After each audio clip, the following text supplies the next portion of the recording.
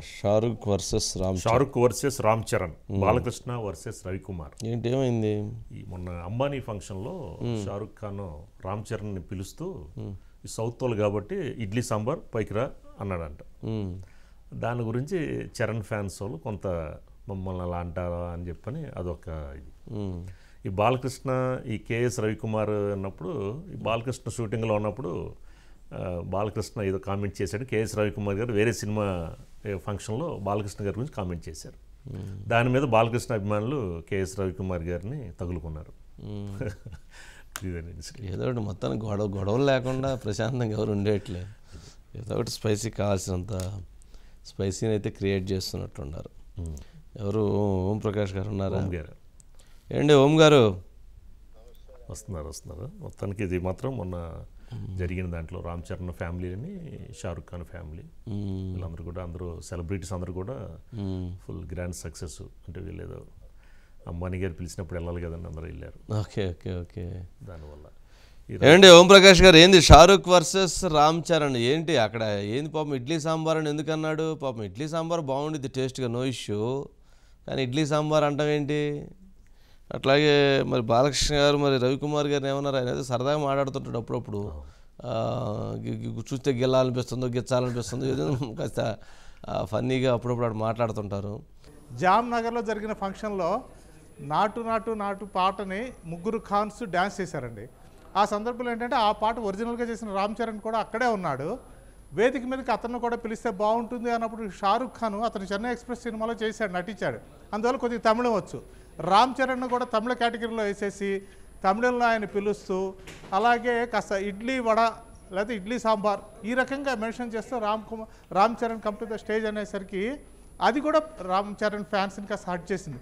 మరీ ముఖ్యంగా ఏంటంటే ఉపాసన మేకప్ ఉమెన్ ఎవరైతే ఉన్నారో ఆవిడ ఈ మాటలు వినగానే ఆ మాటలు నన్ను చాలా హర్ట్ చేసినాయి. రామ్ చరణ్ లాంటి స్టార్ని షారుఖ్ ఖాన్ అలా అనుకుండా ఉండాల్సింది. ఇక నాకు అది ఉండలేక నేను అక్కడి నుంచి బయటకు వచ్చేసానని ఆ మర్నాడు ఆవిడ ఇన్స్టాలో పోస్ట్ చేశారండి తన అభిప్రాయాన్ని. దాంతో అది కూడా ఆ తర్వాత ఏమైందంటే తలా రెండు బెగ్గులు వేస్తుంటారు కదా ఓం ప్రకాష్ గారు, స్టేజ్ మీద డాన్సులు అది 2 వేసారో 3 వేసారో 4 వేసారో 4 వేసిన తర్వాత అంటే ఇప్పుడు స్టార్స్ ఒకసారి ఇంట్లో నుంచి బయటకు వచ్చిన తర్వాత